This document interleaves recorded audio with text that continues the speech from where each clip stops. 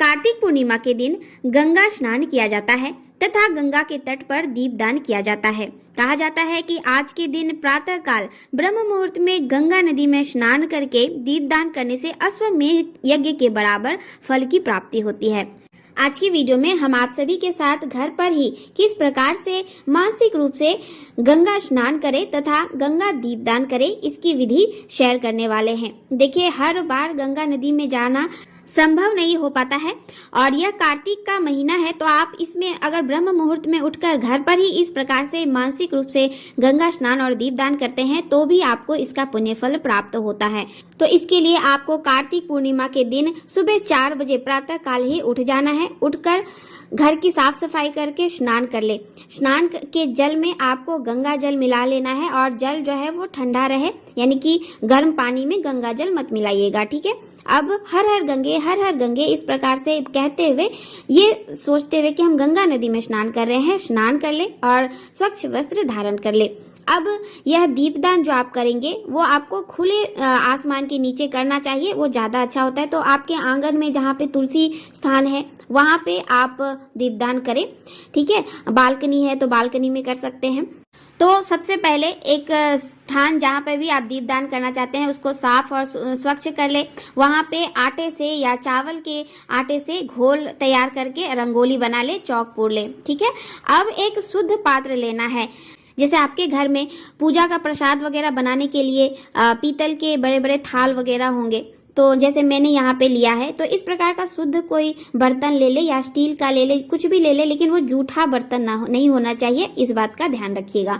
अब इसमें हम पहले गंगा जल डालेंगे, उसके बाद शुद्ध जल से इस पात्र को हम भर लेंगे। आप चाहे तो गमला या फिर जो परात होती है आटा गूंथने वाली वो भी ले सकते हैं, लेकिन वो शुद्ध होना चाहिए, जूठ ही नहीं होनी चाहिए। इसके बाद हम एक दीपक प्रज्वलित कर लेंगे, क्योंकि दीप देवता हमारे पूजा पाठ का साक्षी बनते हैं, ठीक है।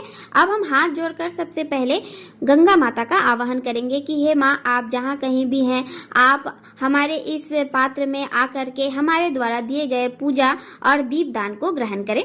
अब हम पूजा शुरू करेंगे। तो सबसे पहले हल्दी और कुमकुम से इस पात्र को चारों तरफ से इस तरह से टीक देंगे और ये सारी चीजें करते हुए हम हर हर गंगे या गंगा मैया का कोई मंत्र आपको आता है तो वो बोलते रहें, ठीक है। तो यह मन में यह भाव रखकर कि हम गंगा नदी के तट पर ही यह पूजा कर रहे हैं। तो सबसे पहले आज के दिन गंगा नदी में जौ बोए जाते हैं, ऐसा करना बहुत ही ज़्यादा शुभ माना जाता है। तो थोड़े से हम जौ के दाने डाल देंगे, थोड़े से काले तिल डाल देंगे, क्योंकि कार्तिक के महीने में काले तिल का विशेष महत्व होता है। जब हम गंगा नदी में स्नान कर कर पूजा करते हैं तो वहीं के मिट्टी से तट पर हम गंगा मैया की मूर्ति बनाकर गंगा मैया को सिंदूर अर्पित करते हैं। यहाँ पे इस साइड में ही गंगा मैया को 7 बार या 5 बार सिंदूर टीक कर वहाँ पे पुष्प अर्पित कर देंगे। अब हम दीपदान के लिए दीप तैयार कर लेंगे। तो देखिए, दीपक जलाने के लिए यहाँ पे मैंने पीपल के पत्ते लिए हैं, आप केले के पत्ते, आम के पत्ते या पान के पत्ते भी ले सकते हैं, ठीक है। तो पत्ते 5, 7, 11, 21 जितनी आपकी श्रद्धा है आप जला सकते, मतलब ले सकते हैं। जितने दीपदान करने हैं उतने पत्ते लेकर और सभी पे गोल बाती जो है घी में डुबो करके, रुई की जो गोल बाती होती है घी में पहले से ही डुबो दे तो अच्छे से जलती है और फिर एक एक बाती सारे पत्तों पर एक थाल में रख दे। अब हम सारे दीपक को प्रज्वलित कर लेंगे और सारे दिए जब हमारे जल जाएं तो हम दीपक की पहले पूजा कर लेंगे, क्योंकि दीपक भी एक देवता होते हैं। तो सभी पत्तों पे हम हल्दी और कुमकुम लगा देंगे। सारे दीपक पर हम थोड़े से काले तिल अर्पित करेंगे और भोग स्वरूप कुछ भी मिष्ठान इसमें हम अर्पित करेंगे। यहाँ पे मैंने शक्कर लिया है, तो शक्कर मैं यहाँ पे भोग स्वरूप सभी पत्तों पे अर्पित कर दूंगी। अब इस दीपक से हम गंगा मैया की एक बार आरती कर लेंगे और अब एक एक करके सारे दिए जो है हम इस छोटी सी हमारी मानसिक रूप से तैयार की गई गंगा नदी में एक एक करके ये दिए छोड़ते जाएंगे। तो सबसे पहले थोड़ा जल को हिला ले, यानी कि उसमें थोड़े से लहर उठनी चाहिए। उसके बाद हम ये एक एक करके सारे दिए इसमें छोड़ते जाएंगे और इस प्रकार से हमारा दीपदान जो है इसमें पूर्ण हो जाएगा। आप माता को भोग स्वरूप फल, मेवे, मिठाई जो भी आप भोग स्वरूप देना चाहें वो अर्पित कर सकते हैं। यहाँ पे मैंने शक्कर और बादाम भोग स्वरूप अर्पित किया है। इसके साथ ही आज गंगा मैया को सुहाग की चीज़ें भी अर्पित करें। तो यहाँ मैंने साड़ी, सिंदूर, चूड़ी, और क्योंकि आज कार्तिक पूर्णिमा है तो पूर्णिमा के दिन स्नान और दान दोनों का ही विशेष महत्व होता है। तो आप कुछ अनाज, कुछ दक्षिणा भी निकाल करके रख दे। जो भी आप आज के दिन दान देना चाहे, फल है, अनाज है, ठीक है, जो भी चीज़ आप दान में देना चाहें वो भी यहाँ पे निमिष के रख दे। अब धूप दीप जलाकर हम गंगा मैया की कोई भी जो आपको मंत्र आती है वो मंत्र बोलते हुए यहाँ पे आरती कर ले या आरती गा ले, ठीक है, धूप दीप दिखा के पूजा कर ले और अंत में हाथ जोड़कर गंगा मैया से पूजा में हुई भूल चूक या कमी के लिए हाथ जोड़कर क्षमा मांग ले। सुहाग की जो भी चीजें आपने माता को अर्पित की है वो आप खुद भी यूज कर सकते हैं या फिर दान में देना चाहें तो दान में दे दे। इसके अलावा जो अन्न और दक्षिणा आपने निकाल करके रखा है वो जाकर किसी ब्राह्मण को दे दे। तो इस प्रकार से कार्तिक पूर्णिमा के दिन घर पर ही आप गंगा स्नान और दान कर सकते हैं। देखिए, कुछ नहीं करने से अच्छा होता है कि हम कुछ करें। तो कार्तिक का महीना है और ब्रह्म मुहूर्त में उठकर आप गंगा मैया का स्मरण करते हुए, सभी तीर्थों को स्मरण करते हुए घर में ही गंगा स्नान करते हैं और इस प्रकार से दीपदान करते हैं, पूजा करते हैं, तो गंगा मैया प्रसन्न न हो ऐसा हो ही नहीं सकता है। विष्णु भक्तों के लिए ये दिन इसलिए खास होता है क्योंकि भगवान विष्णु का पहला अवतार इसी दिन हुआ था। प्रथम अवतार में भगवान श्री विष्णु मत्स्य यानी मछली के रूप में थे। भगवान को ये अवतार वेदों की रक्षा, प्रलय के अंत तक सप्तऋषियों, अनाजों और राजा सत्यव्रत की रक्षा करने के लिए लेना पड़ा था। इससे सृष्टि का जो निर्माण कार्य था वो फिर से आसान हो पाया।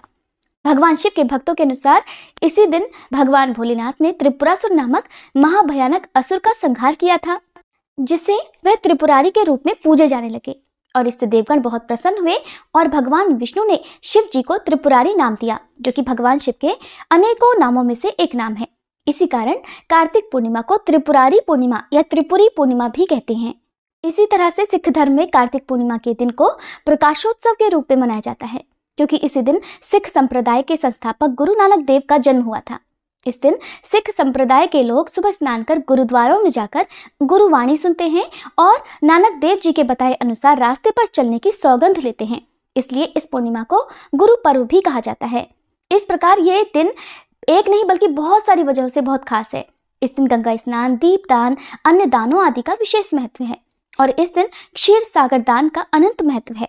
क्षीर सागर का दान 24 अंगुल के बर्तन में दूध भरकर उसमें सोने या चांदी या अन्य धातु की मछली छोड़कर किया जाता है। और ऐसी भी मान्यता है कि इस दिन कृत्तिका नक्षत्र में भगवान शिव के दर्शन करने से 7 जन्मों तक व्यक्ति ज्ञानी और धनवान होता है। इस दिन जब आकाश में चंद्रमा उदित हो रहे हों उस समय शिवा, संभूति, संतति, प्रीति, अनुसुईया और क्षमा, इन 6 कृत्तिकाओं का पूजन करने या ध्यान करने से भगवान शिव की कृपा प्राप्त होती है। कार्तिक पूर्णिमा की पौराणिक कथा के अनुसार तारकासुर नाम का एक असुर था, जिसके 3 पुत्र थे, तारकाक्ष, कमलाक्ष और विद्युन्माली। जब भगवान शिव के पुत्र भगवान कार्तिकेय ने तारकासुर का वध कर दिया, तब उसके तीनों पुत्रों ने बदला लेने के लिए दिन रात कठिन तपस्या करना प्रारंभ कर दिया। उनकी कठिन तपस्या से प्रसन्न होकर एक दिन श्री ब्रह्मा जी ने उन तीनों को वरदान मांगने के लिए कहा, तो उन्होंने अमर होने का वरदान मांगा। ब्रह्मा जी ये बात अच्छी तरह से जानते थे कि अगर उन्हें ये वरदान दे दिया गया तो वे अपनी शक्तियों का केवल दुरुपयोग ही करेंगे और सभी को परेशान करेंगे। इसलिए उन्होंने ये वरदान देने से इनकार कर दिया। श्री ब्रह्मा जी ने उनसे कहा कि तुम लोग इसकी जगह कोई अन्य वरदान मांग लो। तब तीनों कहने लगे कि फिर उनके नाम का एक नगर बसाया जाए और जब भी कोई उनका वध करना चाहे तो सिर्फ एक तीर से तीनों का अंत एक साथ ही कर सके। तब श्री ब्रह्मा जी ने तथास्तु कहकर उन्हें वह वरदान दे दिया। वरदान प्राप्त करने के बाद तारकासुर के पुत्रों ने तीनों लोकों पर अधिकार कर लिया और देवताओं पर अत्याचार करने लगे। उनके अत्याचारों से परेशान होकर सभी देवतागण भगवान शिव की शरण में गए और उन तीनों का वध करने की प्रार्थना की। तब महादेव जी ने विश्वकर्मा जी से एक दिव्य रथ का निर्माण करवाया और सभी देवताओं ने अपना अपना अंश उस दिव्य रथ को प्रदान किया। तब उस दिव्य रथ पर सवार होकर भगवान शिव उन तीनों का वध करने निकल पड़े। देवताओं और राक्षसों के बीच भयानक युद्ध चल रहा था। युद्ध के दौरान जब तीनों राक्षस एक सीध में आए और जब अभिजीत मुहूर्त हुआ, उस समय भगवान शिव ने एक तीर से तीनों का वध कर दिया। कहा जाता है कि तभी से भगवान शिव को त्रिपुरारी कहा जाने लगा। उन तीनों के अत्याचारों से मुक्त होने की खुशी में देवताओं ने देव दिवाली मनाई, दीप जलाकर खुशियां मनाई इसी कारण से कार्तिक पूर्णिमा को त्रिपुरारी पूर्णिमा और देव दिवाली के रूप में भी मनाया जाता है, क्योंकि जिस दिन भगवान शिव ने त्रिपुर नाम के राक्षस का वध किया था वह दिन कार्तिक पूर्णिमा का दिन था। अब सुनिए भगवान विष्णु के मत्स्य अवतार की कथा। मान्यताओं के अनुसार एक बार एक प्रतापी राजा जिसका नाम सत्यव्रत था, कृतमाला नदी में स्नान कर रहा था। स्नान के पश्चात जब सूर्य देव को तर्पण के लिए उसने अपने हाथ उठाए तो उसकी अंजलि में एक छोटी सी मछली आ गई। राजा सत्यव्रत ने मछली को पुनः नदी में छोड़ दिया, लेकिन तभी वह मछली बोल उठी कि राजन, इस जल में बड़े बड़े जीव रहते हैं जो छोटे जीवों को मारकर खा जाते हैं, कृपया मेरे प्राणों की रक्षा कीजिए। तब सत्यव्रत के हृदय में उस मछली के लिए दया उत्पन्न हुई और वह उस मछली को अपने कमंडल में रखकर अपने घर ले आया।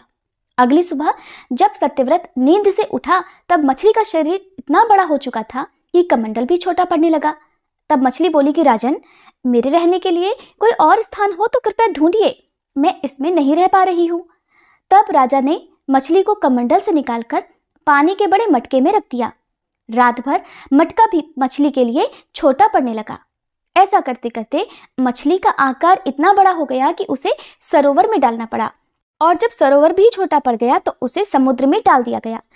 अब आश्चर्य की बात यह हुई कि विशालकाय समुद्र भी मछली के लिए छोटा पड़ गया। तब राजा सत्यव्रत ने बड़े ही विनम्र स्वर में पूछा कि आप कौन हैं जिन्होंने सागर को भी डुबो दिया है। तब भगवान विष्णु ने उत्तर दिया कि मैं हयग्रीव नामक दैत्य के वध के लिए आया हूँ, जिसने छल से वेदों को चुरा लिया है और उसके कारण ही जगत में चारों ओर अज्ञानता और अधर्म फैल गया है। मत्स्य रूपधारी भगवान विष्णु ने कहा कि आज से ठीक 7वें दिन के बाद पृथ्वी पर प्रलय आएगी और वह समय बहुत ही भयानक होगा। संपूर्ण पृथ्वी जलमग्न हो जाएगी, जल के अलावा यहाँ कुछ भी नहीं बचेगा। तब आपके पास एक नाव पहुंचेगी और उस समय आप सभी प्रकार के जरूरी अनाज, औषधि, बीज और सप्तऋषियों को साथ लेकर उस नाव पर सवार हो जाएं। मैं उसी समय फिर आपसे मिलूंगा। राजा ने भगवान का यह आदेश स्वीकार कर लिया और 7वें दिन जब पृथ्वी पर प्रलय चक्र ने अपना आकार बढ़ाना शुरू किया और समुद्र सीमाओं को लांघकर सबको जलमग्न करने लगा, तब उसी समय सत्यव्रत को एक नाव दिखाई दी। आदेशानुसार सत्यव्रत ने नाव में सप्तऋषियों को सम्मान पूर्वक चढ़ाया। साथ ही महत्वपूर्ण अनाज, औषधियों को भरकर सत्यव्रत भी उसी नाव पर सवार हो गया। सागर के वेग के कारण नाव अपने आप चलने लगी। चारों ओर जल के सिवा और कुछ दिखाई ही नहीं दे रहा था। इसी बीच राजा सत्यव्रत को मत्स्य रूप में भगवान दिखे और भगवान से आत्मज्ञान पाकर राजा सत्यव्रत और सप्तऋषि धन्य हो गए। जब समुद्र का प्रकोप शांत हुआ तब भगवान ने हयग्रीव का वध कर सभी वेद वापस छीन दिए और ब्रह्मा जी को वापस सौंप दिए। इस प्रकार भगवान विष्णु ने मत्स्य रूप धारण कर वेदों का उद्धार किया तथा प्राणियों का कल्याण किया। कार्तिक पूर्णिमा के दिन ही मणिकर्णिका स्नान भी किया जाता है। विश्व की प्राचीनतम नगरी काशी का मणिकर्णिका घाट सभी घाटों में सबसे महत्वपूर्ण है। पौराणिक मान्यताओं के अनुसार इस घाट पर स्नान करने से मोक्ष की प्राप्ति होती है। वहीं वैकुंठ चतुर्दशी के दिन मणिकर्णिका घाट पर स्नान करने से भगवान भोलेनाथ और भगवान विष्णु दोनों का ही आशीर्वाद प्राप्त होता है। पौराणिक मान्यताओं के अनुसार जब देवी सती अपने पति भगवान शिव का अपमान सहन नहीं कर पाई और अपने पिता दक्ष के यज्ञकुंड में कूद गई थी, तब भगवान शिव वहां प्रकट हुए और अग्नि में से देवी सती के शरीर को अपने हाथों में उठाए पूरे ब्रह्मांड में घूमने लगे। इस दौरान माता का कर्णफूल यानी कान की बाली इसी स्थान पर गिरी थी। तभी से ये घाट मणिकर्णिका घाट कहा जाने लगा। सबसे पहले भगवान विष्णु ने कार्तिक मास के शुक्ल पक्ष की वैकुंठ चतुर्दशी को मणिकर्णिका घाट पर स्नान किया था। तभी से यह स्थान पवित्र माना जाता है। वहीं 14 की रात्रि में तीसरे पहर के समय इस घाट पर स्नान करने से मोक्ष की प्राप्ति होती है। एक बार की बात है जब भगवान विष्णु पृथ्वी पर भगवान भोलेनाथ की पूजा आराधना करने के लिए काशी आए थे, तब उन्होंने मणिकर्णिका घाट पर स्नान किया। स्नान के पश्चात भगवान विष्णु भगवान शिव का पूजन करने के लिए उन पर 1000 कमल के पुष्प अर्पित करने बैठे। तभी भगवान शिव ने श्री विष्णु जी की परीक्षा लेने के लिए एक कमल का पुष्प छुपा दिया। भगवान विष्णु को जब वह कमल का पुष्प नहीं दिखाई दिया, तब उन्होंने अपने नेत्र भगवान शिव को अर्पित करने के बारे में सोचा और जैसे ही वह अपना नेत्र शिव जी को अर्पित करने लगे, तभी भगवान भोलेनाथ वहां प्रकट हो गए। भोलेनाथ ने कहा कि पूरे संसार में उनसे बड़ा महादेव का भक्त कोई नहीं है और इस दिन जो भी व्यक्ति मणिकर्णिका घाट पर स्नान कर उनकी पूजा करेगा, उसके सभी कष्ट दूर होंगे और मृत्यु के पश्चात उसे मोक्ष की भी प्राप्ति होगी। इस प्रकार मणिकर्णिका घाट पर स्नान करने से मनुष्य के सभी पाप ताप नष्ट हो जाते हैं। इस घाट पर हिंदुओं का दाह संस्कार भी किया जाता है। ऐसी मान्यता है कि मणिकर्णिका घाट पर अंतिम संस्कार करने से सीधे स्वर्ग की प्राप्ति होती है और इसीलिए इसे मोक्षदायिनी घाट भी कहते हैं। कार्तिक पूर्णिमा को देव दिवाली के रूप में मनाए जाने के पीछे जो कथा है वो इस प्रकार है। एक बार त्रिशंकु को राजर्षि विश्वामित्र ने अपने तपोबल से स्वर्ग पहुंचा दिया। देवतागण इससे उद्विग्न हो गए और त्रिशंकु को देवताओं ने स्वर्ग से भगा दिया। शापग्रस्त त्रिशंकु अधर में लटके रहे। त्रिशंकु को स्वर्ग से निकाले जाने से क्षुब्ध विश्वामित्र मुनि ने पृथ्वी स्वर्ग आदि से मुक्त एक नई समूची सृष्टि की ही अपने तपोबल से रचना प्रारंभ कर दी। उन्होंने कुश, मिट्टी, ऊंट, बकरी, भेड़, नारियल, कोहड़ा, सिंघाड़ा आदि की रचना का क्रम प्रारंभ कर दिया। इसी क्रम में विश्वामित्र मुनि ने वर्तमान ब्रह्मा विष्णु महेश की प्रतिमा बनाकर उन्हें भी अभिमंत्रित करके उनमें प्राण फूंकना आरंभ कर दिया। अब तो सारी सृष्टि डावाडोल हो उठी, चारों ओर कोहराम मच गया। तब हाहाकार के बीच देवताओं ने मुनिवर विश्वामित्र से ऐसा न करने की प्रार्थना की। तब महर्षि प्रसन्न हो गए और उन्होंने नई सृष्टि की रचना का अपना संकल्प वापस ले लिया। देवताओं और ऋषि मुनियों में प्रसन्नता की लहर दौड़ गई। पृथ्वी, स्वर्ग, पाताल सभी जगह इस अवसर पर दीपावली मनाई गई। यही अवसर अब देव दिवाली के रूप में जाना जाता है। कार्तिक पूर्णिमा के दिन ही सच्चे मन से श्री सत्यनारायण भगवान की कथा भी सभी को पढ़नी या सुननी चाहिए।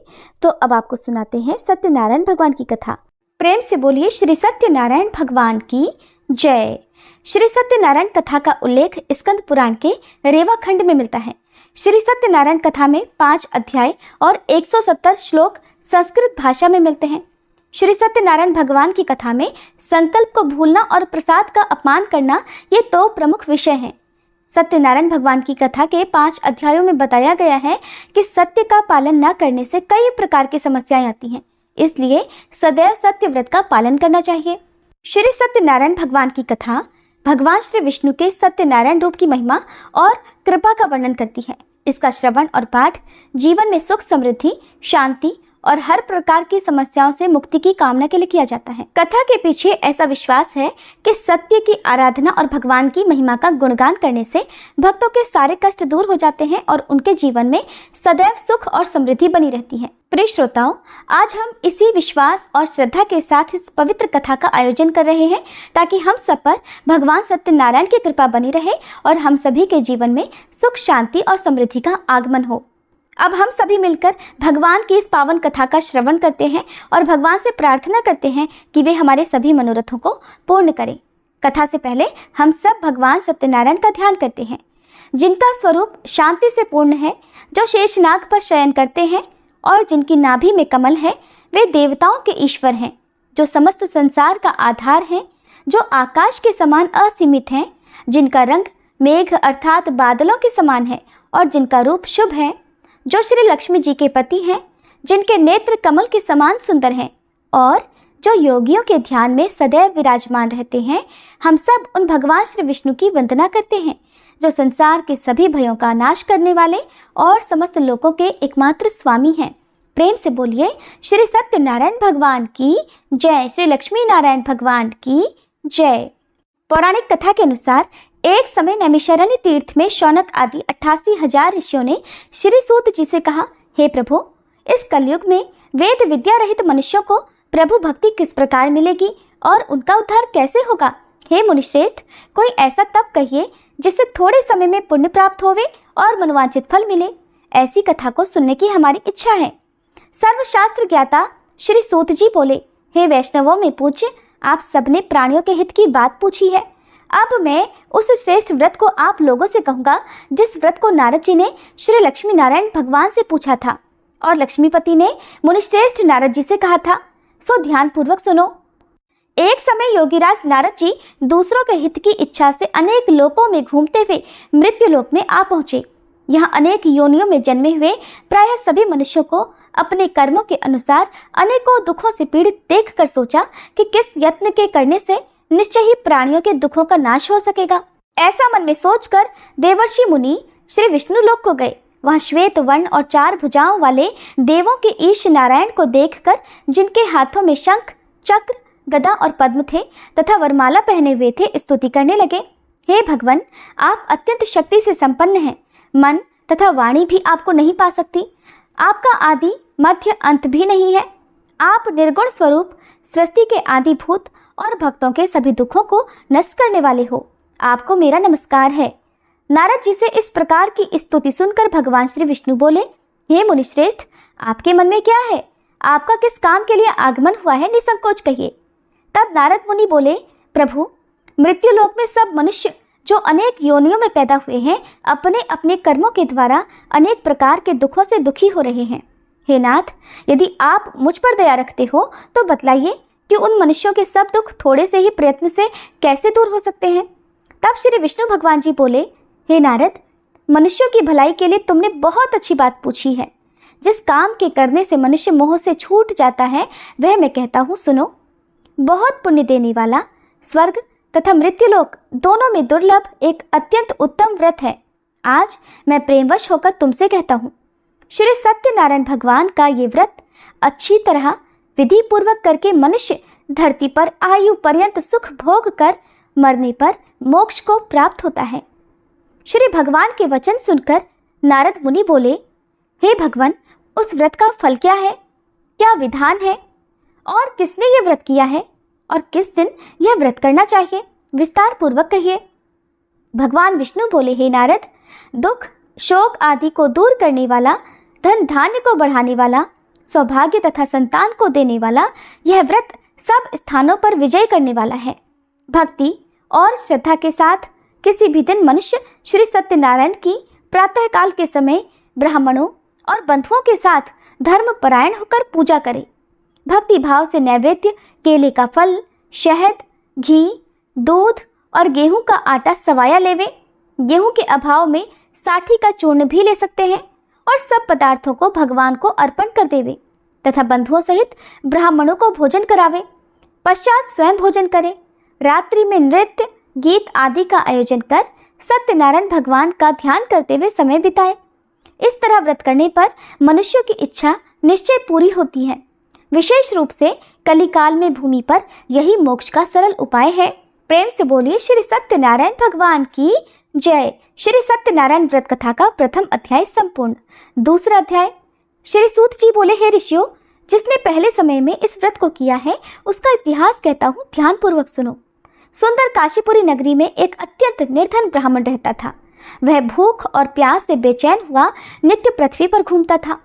ब्राह्मणों से प्रेम करने वाले भगवान ने ब्राह्मण को दुखी देखकर बूढ़े ब्राह्मण का रूप धरकर उसके पास जाकर आदरपूर्वक पूछा, हे विप्र, तुम नित्य दुखी होकर पृथ्वी पर क्यों घूमते हो? हे ब्राह्मण, ये सब मुझसे कहो, मैं सुनना चाहता हूँ। तब वह ब्राह्मण बोला, मैं निर्धन ब्राह्मण हूँ, भिक्षा के लिए पृथ्वी पर फिरता हूँ।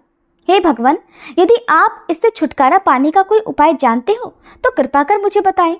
वृद्ध ब्राह्मण बोला, हे विप्र, सत्यनारायण भगवान मनोवांछित फल देने वाले हैं, इसलिए तुम उनका पूजन करो, जिसके करने से मनुष्य सब दुखों से मुक्त हो जाता है। तब ब्राह्मण को व्रत का सारा विधान बतलाकर बूढ़े ब्राह्मण का रूप धारण करने वाले श्री सत्यनारायण भगवान वहीं अंतर्ध्यान हो गए। जिस व्रत को वृद्ध ब्राह्मण ने बतलाया है मैं उसको अवश्य करूंगा, यह निश्चय करने पर उसे रात भर नींद नहीं आई। सवेरे उठकर सत्यनारायण भगवान के व्रत का निश्चय कर वह भिक्षा के लिए चला। उस दिन उसको भिक्षा में बहुत सारा धन मिला, जिससे बंधु बांधवों के साथ उसने सत्यनारायण भगवान का व्रत किया। इसके करने से वह ब्राह्मण सब दुखों से छूटकर अनेक प्रकार की संपत्तियों से युक्त हुआ। उस समय से वह ब्राह्मण हर मास व्रत करने लगा। इस तरह सत्यनारायण भगवान के व्रत को जो भी करेगा वह मनुष्य सब दुखों से छूट जाएगा। इस तरह नारद जी से सत्यनारायण भगवान का कहा हुआ यह व्रत मैंने तुमसे कहा। हे विप्रो, मैं अब और क्या कहूँ? तब ऋषिगण बोले, हे मुनीश्वर, संसार में इस ब्राह्मण से सुनकर किस किसने इस व्रत को किया, हम वह सब भी सुनना चाहते हैं। इसके लिए हमारे मन में अत्यंत जिज्ञासा हो रही है। सूत जी बोले, हे मुनियों, जिसने इस व्रत को किया है वह सब भी सुनो। एक समय वह ब्राह्मण धन और ऐश्वर्य के अनुसार बंधु बांधवों के साथ व्रत करने को तैयार हुआ। उसी समय एक लकड़ी बेचने वाला बूढ़ा आदमी आया और बाहर लकड़ियों को रखकर ब्राह्मण के मकान में गया। प्यास से दुखी लकड़हारा उनको व्रत करते देखकर ब्राह्मण को नमस्कार करके कहने लगा, ये आप क्या कर रहे हैं? इसके करने से क्या फल मिलता है? कृपा करके मुझको बताइए। ब्राह्मण ने कहा, सब मनोरथों को पूर्ण करने वाला यह सत्यनारायण भगवान व्रत है। इसकी ही कृपा से मेरे यहाँ धन धान्य आदि की वृद्धि हुई है। ब्राह्मण से इस व्रत के बारे में जानकर लकड़हारा अत्यंत प्रसन्न हुआ। चरणामृत लेकर प्रसाद ग्रहण करने के बाद वह अपने घर को गया। अगले दिन लकड़हारे ने अपने मन में इस प्रकार का संकल्प लिया कि आज गांव में लकड़ी बेचने से जो धन मिलेगा उसी से सत्यनारायण भगवान का उत्तम व्रत करूंगा। ऐसा मन में निश्चय कर वह बूढ़ा आदमी लकड़ियां अपने सिर पर रखकर जिस नगर में धनवान लोग रहा करते थे ऐसे सुंदर नगर में गया। उस दिन वहां पर उसे उन लकड़ियों का दाम पहले से 4 गुना मिला। तब वह लकड़हारा दाम लेकर अति प्रसन्न होकर पके केले, शक्कर, घी, दूध, दही और गेहूं का चूर्ण इत्यादि सत्यनारायण भगवान के व्रत की कुल सामग्रियों को लेकर अपने घर गया। फिर उसने अपने परिवारजनों को बुलाकर विधि के साथ भगवान का पूजन और व्रत किया। उस व्रत के पुण्य प्रभाव से वह बूढ़ा लकड़हारा धन, पुत्र आदि से युक्त हुआ और संसार के समस्त सुख भोग कर अंत में वैकुंठ लोक को चला गया। श्री सत्यनारायण भगवान की जय। श्री सत्यनारायण व्रत कथा का 2रा अध्याय संपूर्ण। 3रा अध्याय। श्री सूत जी बोले, हे श्रेष्ठ मुनियों, अब आगे की कथा कहता हूँ, सुनो। पहले समय में उल्कामुख नाम का एक बुद्धिमान राजा रहा करता था। वह सत्यवक्ता और जितेंद्रिय था। प्रतिदिन देव स्थानों पर जाता और गरीबों को धन देकर उनके कष्ट दूर करता था। उसकी पत्नी कमल के समान मुख वाली और सती साध्वी थी। पुत्र प्राप्ति के लिए भद्रशिला नदी के तट पर उन दोनों ने सत्यनारायण भगवान का व्रत किया। उस समय वहां एक साधु नामक वैश्य आया। उसके पास व्यापार के लिए बहुत सारा धन था। वह नाव को किनारे पर ठहराकर राजा के पास आ गया और राजा को व्रत करते देखकर विनय के साथ पूछने लगा, हे राजन, भक्तियुक्त चित्त से ये आप क्या कर रहे हैं? मेरी सुनने की इच्छा है, सो आप मुझे ये बताइए। तब राजा बोला, हे वैश्य, अपने बांधवों के साथ पुत्र आदि की प्राप्ति के लिए यह महाशक्तिवान सत्यनारायण भगवान का व्रत और पूजन में कर रहा हूँ। राजा के वचन सुनकर साधु आदर से बोला, हे राजन, मुझसे भी इसका सब विधान कहो। मैं भी आपके कहे अनुसार इस व्रत को अवश्य करूंगा। मेरी भी कोई संतान नहीं है और मुझे विश्वास है कि इस व्रत के करने से निश्चय ही मुझे संतान प्राप्ति होगी। तब राजा से सब विधान सुनकर व्यापार से निवृत्त होकर वह आनंद के साथ अपने घर को गया। साधु ने अपनी स्त्री को संतान देने वाले इस व्रत को सुनाया और प्रण किया कि जब मेरे यहाँ संतान होगी तब मैं इस व्रत को करूंगा। साधु ने ऐसे वचन अपनी पत्नी लीलावती से कहे। एक दिन उसकी पत्नी पति के साथ आनंदित होकर सांसारिक धर्म में प्रवृत्त होकर श्री सत्यनारायण भगवान की कृपा से गर्भवती हो गई और 10वें महीने में उसके एक सुंदर कन्या का जन्म हुआ। वह कन्या दिनों दिन इस तरह बढ़ने लगी जैसे शुक्ल पक्ष का चंद्रमा बढ़ता है। कन्या का नाम कलावती रखा गया। तब लीलावती ने मीठे शब्दों में अपने पति से कहा कि स्वामी, जो आपने संकल्प लिया था कि मैं संतान होने पर सत्यनारायण भगवान का व्रत करूंगा, अब आप उसे करिए। साधु बोला, हे प्रिय, इसके विवाह पर करूंगा। इस प्रकार अपनी पत्नी को आश्वासन देकर वह नगर को चला गया। अब कलावती अपने पिता के घर में रहकर बड़ी हो रही थी। एक दिन साधु ने जब नगर में सखियों के साथ अपनी पुत्री को देखा तो तुरंत दूत को बुलाकर कहा कि पुत्री के लिए कोई सुयोग्य वर देख कर लाओ। साधु की आज्ञा पाकर दूत कंचन नगर पहुंचा और वहां पर बहुत खोज कर, बहुत देखभाल कर कन्या के लिए सुयोग्य वणिक पुत्र को ले आया। उस सुयोग्य युवक को देखकर साधु ने अपने बंधु बांधवों सहित प्रसन्नचित होकर अपनी पुत्री का विवाह उसके साथ कर दिया, किंतु दुर्भाग्य से विवाह के समय भी वह उस व्रत को करना भूल गया। तब श्री सत्यनारायण भगवान क्रोधित हो गए और साधु को श्राप दे दिया कि तुम्हें दारुण दुख प्राप्त होगा। अपने कार्य में कुशल साधु वैश्य अपने जामाता सहित समुद्र के समीप स्थित रत्नपुर नगर में गया और वहां दोनों ससुर जमाई चंद्रकेतु राजा के उस नगर में व्यापार करने लगे। एक दिन भगवान सत्यनारायण की माया से प्रेरित कोई चोर राजा का धन चुराकर भागा जा रहा था, किंतु राजा के दूतों को आता देखकर चोर घबराकर भागते हुए धन को वहीं चुपचाप छोड़कर चले गए जहां वे ससुर और जमाई ठहरे हुए थे। जब दूतों ने उन साधु वैश्य के पास राजा के धन को रखा हुआ देखा तो वे उन्हीं को चोर समझकर दोनों को बांध कर ले गए और राजा के पास जाकर बोले, हे राजन, ये 2 चोर हम पकड़ कर लाए हैं, देखकर आज्ञा दीजिए। तब राजा की आज्ञा से उनको कठोर कारावास में डलवा दिया गया और उनका सब धन भी छीन लिया गया। सत्यनारायण भगवान के श्राप के कारण साधु वैश्य की पत्नी और पुत्री भी इधर घर में बहुत दुखी रहने लगी। उनके घर पर जो भी धन रखा था चोर चुरा कर ले गए। शारीरिक और मानसिक पीड़ा तथा भूख प्यास से अति दुखी होकर और अन्न की चिंता में कलावती एक दिन एक ब्राह्मण के घर गई। वहां उसने सत्यनारायण भगवान का व्रत होते देखा, फिर कथा सुनी और प्रसाद ग्रहण करके रात होने पर वह घर आई। तब उसकी माता ने कलावती से पूछा, हे पुत्री, तू अब तक कहाँ रही और तेरे मन में क्या है? कलावती कहने लगी, माते, मैंने एक ब्राह्मण के घर पर श्री सत्यनारायण भगवान का व्रत होते देखा है। कन्या के ऐसे वचन सुनकर लीलावती भगवान के पूजन की तैयारी करने लगी। लीलावती ने परिवार और बंधुओं सहित श्री सत्यनारायण भगवान का पूजन किया और वर मांगा कि मेरे पति और दामाद शीघ्र घर आ जाएं। साथ ही प्रार्थना की कि हम सबका अपराध क्षमा करो। सत्यनारायण भगवान इस व्रत से संतुष्ट हो गए और राजा चंद्रकेतु को स्वप्न में दर्शन देकर कहा, हे राजन, तुमने जिन दोनों वैश्यों को बंदी बना रखा है वे निर्दोष हैं। उन्हें प्रातः ही छोड़ दो और उनका सब धन जो तुमने ले लिया है उसे वापस लौटा दो, नहीं तो मैं तेरा धन, राज्य, पुत्र आदि सब नष्ट कर दूंगा। राजा से ऐसे वचन कहकर भगवान अंतर्ध्यान हो गए। प्रातःकाल राजा चंद्रकेतु ने सभा में अपना स्वप्न सुनाया। फिर दोनों वणिक पुत्रों को कैद से मुक्त कर सभा में बुलाया। दोनों ने आते ही राजा को नमस्कार किया। राजा मीठे वचनों से बोला, हे महानुभावों, तुम्हें दैववश ऐसा कठिन दुख प्राप्त हुआ है, अब तुम्हें कोई भय नहीं। ऐसा कहकर राजा ने उनको नए नए वस्त्र आभूषण पहनाए और उनका जितना धन लिया था उससे दोगुना धन देकर आदर सहित विदा कर दिया। तब वे दोनों वैश्य अपने घर को चल दिए। श्री सत्यनारायण भगवान की जय। श्री सत्यनारायण व्रत कथा का 3रा अध्याय संपूर्ण। 4था अध्याय। श्री सूत जी बोले, साधु बनिया मंगलाचरण कर और ब्राह्मणों को धन देकर अपने नगर के लिए चल पड़ा। साधु के कुछ दूर जाने पर इधर भगवान सत्यनारायण की उसकी सत्यता की परीक्षा लेने के विषय में जिज्ञासा हुई। तब वे एक दंडी का वेश बनाकर उस बनिए के सामने गए और पूछा, साधो, तुम्हारी नाव में क्या भरा है? तब धन के मद में चूर दोनों महाजनों ने अवहेलना पूर्वक हंसते हुए कहा, दंडी सन्यासी, क्यों पूछ रहे हो? क्या कुछ मुद्रा लेने की इच्छा है?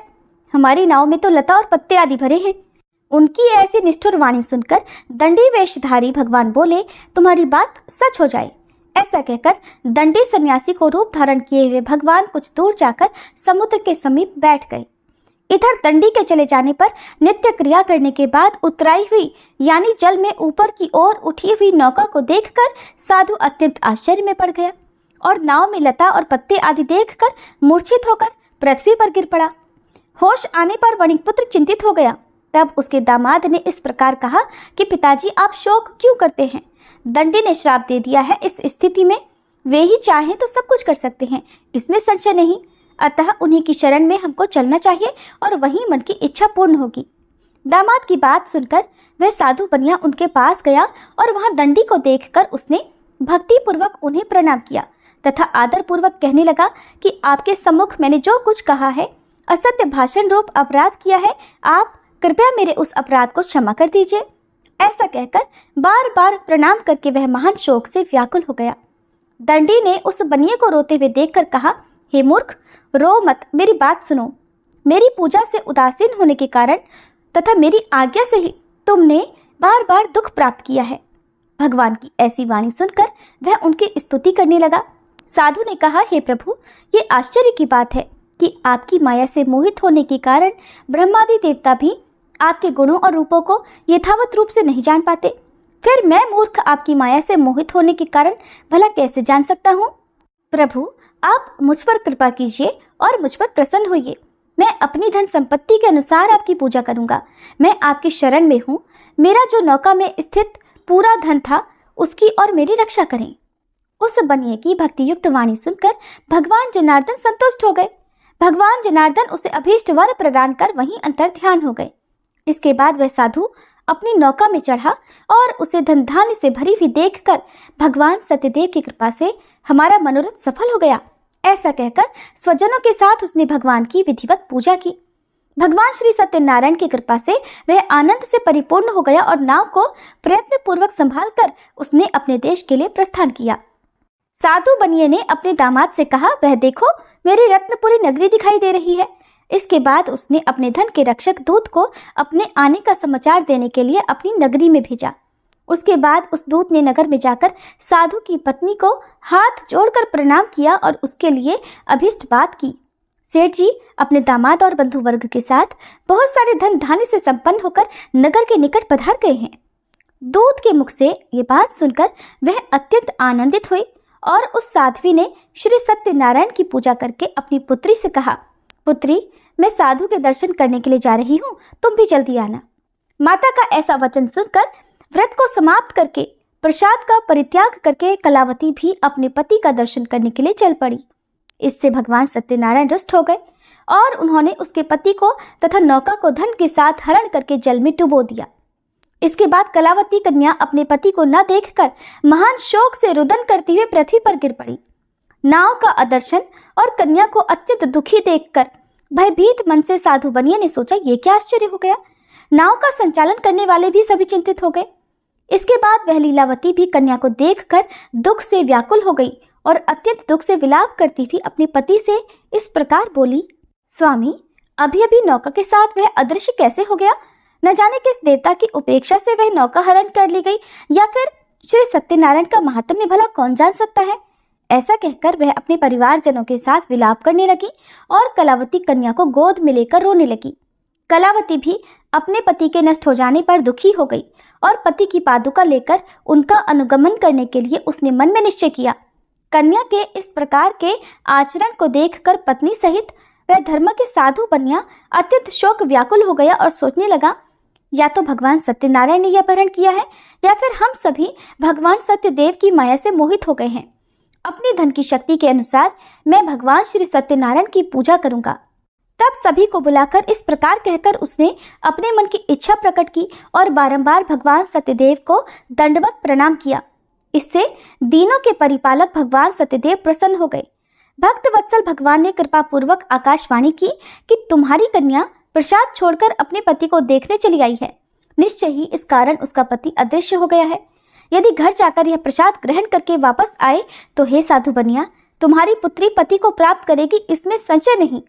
कलावती ने भी यह दिव्य आकाशवाणी सुनी तो वह शीघ्र ही अपने घर गई और उसने प्रसाद ग्रहण किया। वापस आकर उसने अपने परिवारजनों और अपने पति को भी देखा। तब कलावती कन्या ने अपने पिता से कहा कि पिताजी, अब तो घर चलिए, देरी क्यों कर रहे हैं। कन्या की बात सुनकर वणिक पुत्र संतुष्ट हो गया और विधि विधान से भगवान सत्यनारायण का पूजन करके धन तथा बंधु बांधवों के साथ अपने घर को गया। इसके बाद पूर्णिमा और संक्रांति पर्वों पर भगवान सत्यनारायण का पूजन करते हुए इस लोक में सुख भोग कर अंत में वह सत्यपुर वैकुंठ लोक को चला गया। प्रेम से बोलिए श्री सत्यनारायण भगवान की जय। श्री सत्यनारायण भगवान व्रत कथा का चौथा अध्याय संपूर्ण। 5वां अध्याय। श्री सूत जी बोले, श्रेष्ठ मुनियों, अब इसके बाद मैं दूसरी कथा कहूँगा, आप लोग ध्यान पूर्वक सुनिए। अपनी प्रजा का पालन करने में तत्पर तुंगध्वज नामक एक राजा था। उसने सत्यदेव के प्रसाद का परित्याग करके दुख प्राप्त किया। एक बार वह वन में बहुत से पशुओं को मारकर वट वृक्ष के नीचे आया। वहां उसने देखा कि गोपगण बंधु बांधवों के साथ संतुष्ट होकर भक्ति पूर्वक भगवान सत्यदेव की पूजा कर रहे हैं। राजा यह देखकर भी अहंकारवश न तो वहां गया और न उसने भगवान सत्यनारायण को प्रणाम ही किया। पूजन के बाद सभी गोपगण भगवान का प्रसाद राजा के समीप रखकर वहां से लौट आए और इच्छानुसार उन सभी ने भगवान का प्रसाद ग्रहण किया। इधर राजा को प्रसाद का परित्याग करने से बड़ा दुख मिला। उसका संपूर्ण धन धान्य और सभी सौपुत्र नष्ट हो गए।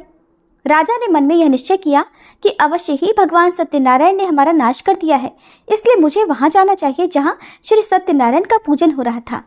ऐसा मन में निश्चय करके वह राजा गोपगणों के समीप गया और उसने गोपगणों के साथ भक्ति श्रद्धा से युक्त होकर विधि पूर्वक भगवान सत्यदेव की पूजा की। भगवान सत्यदेव की कृपा से वह पुनः धन और पुत्रों से संपन्न हो गया तथा इस लोक में सभी सुखों का उपभोग कर अंत में सत्यपुर वैकुंठ लोक को प्राप्त हुआ।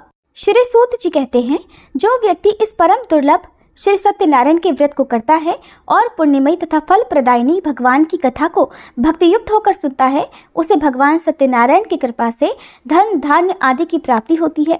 दरिद्र धनवान हो जाता है, बंधन में पड़ा हुआ बंधन से मुक्त हो जाता है, डरा हुआ व्यक्ति भय मुक्त हो जाता है। ये सत्य बात है, इसमें संशय नहीं। इस लोक में वह सभी इच्छित फलों को भोग कर अंत में सत्यपुर वैकुंठ लोक को जाता है। हे ब्राह्मणों, इस प्रकार मैंने आप लोगों से भगवान सत्यनारायण के व्रत को कहा, जिसे करके मनुष्य सभी दुखों से मुक्त हो जाता है। कलयुग में तो भगवान सत्यदेव की पूजा विशेष फल प्रदान करने वाली है। भगवान विष्णु को ही कुछ लोग काल, कुछ लोग सत्य, कोई ईश और कोई सत्यदेव तथा दूसरे लोग सत्यनारायण नाम से कहेंगे। अनेक रूप धारण करके भगवान सत्यनारायण सभी का मनोरथ सिद्ध करते हैं। कलयुग में सनातन भगवान विष्णु ही सत्यव्रत रूप धारण करके सभी का मनोरथ पूर्ण करने वाले होंगे। हे श्रेष्ठ मुनियों, जो व्यक्ति नित्य भगवान सत्यनारायण की इस व्रत कथा को पढ़ता है, सुनता है, भगवान सत्यनारायण की कृपा से उसके सभी पाप नष्ट हो जाते हैं। हे मुनीश्वरों, पूर्व काल में जिन लोगों ने भगवान सत्यनारायण का व्रत किया था, उसके अगले जन्म का वृतांत कहता हूँ, आप लोग सुनिए। महान प्रजा संपन्न शतानंद नाम के ब्राह्मण सत्यनारायण व्रत करने के प्रभाव से दूसरे जन्म में सुदामा नामक ब्राह्मण हुए और उस जन्म में भगवान श्री कृष्ण का ध्यान करके उन्होंने मोक्ष प्राप्त किया। लकड़हारा भील गुहों का राजा हुआ और अगले जन्म में उसने भगवान श्री राम की सेवा करके मोक्ष प्राप्त किया। महाराज उल्कामुख दूसरे जन्म में राजा दशरथ हुए, जिन्होंने श्री रंगनाथ जी की पूजा करके अंत में वैकुंठ प्राप्त किया। इस प्रकार धार्मिक और सत्यव्रती साधु पिछले जन्म के सत्यव्रत के प्रभाव से अपने दूसरे जन्म में मोरध्वज नामक राजा हुआ। उसने आरे से चीरकर अपने पुत्र की आधी देह भगवान विष्णु को अर्पित कर मोक्ष प्राप्त किया। महाराज तुंगध्वज जन्मांतर में स्वयंभू मनु हुए और भगवत संबंधी संपूर्ण कार्यों का अनुष्ठान करके वैकुंठ लोक को प्राप्त हुए।